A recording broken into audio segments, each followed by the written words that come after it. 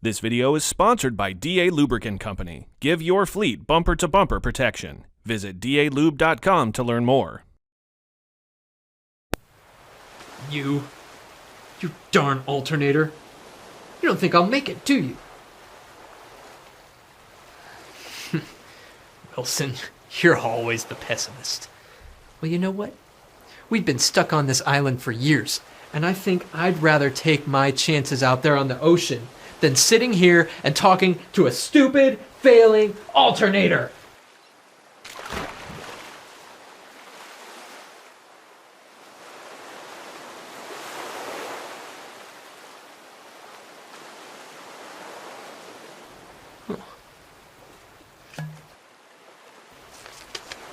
An article from Fleet Equipment.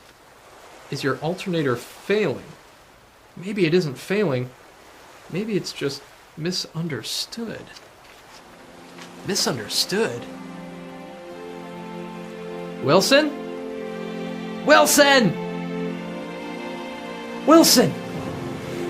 Wilson! Oh, Wilson! Wilson, I'm so sorry, Wilson. Never again, Wilson. Never again.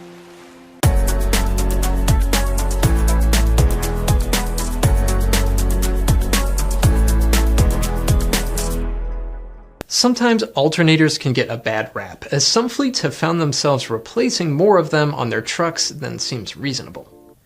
The strange thing is, most of today's alternators are more durable and generally last longer than ever before.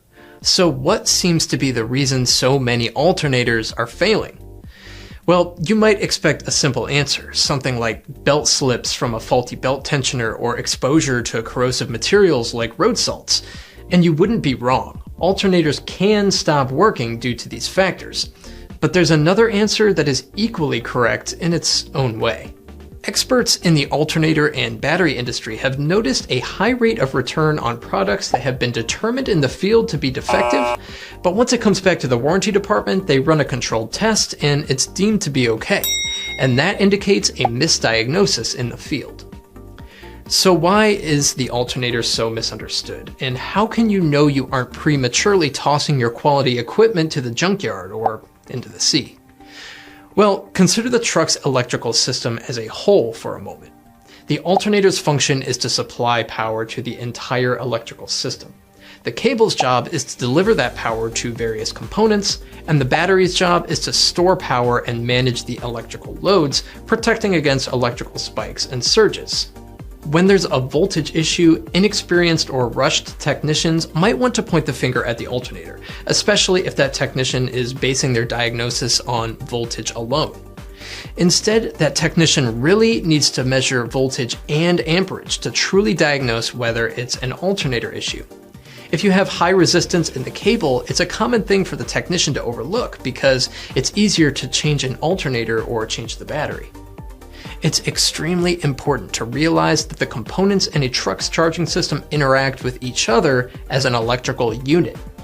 It's all for one and one for all under that hood. So when diagnosing an issue within this unit, always check on every component of the electrical system with every inspection, keeping in mind that an issue with one part can affect the rest of the components in the system. Erratic voltage readings and frequent battery charging can cause alternator issues, but you should always check cables first when diagnosing. In addition to regular cleaning, batteries and related heavy cables should be inspected and tested for optimum performance. You can clean and coat electrical connections with anti-corrosion dielectric materials to help prevent corrosion.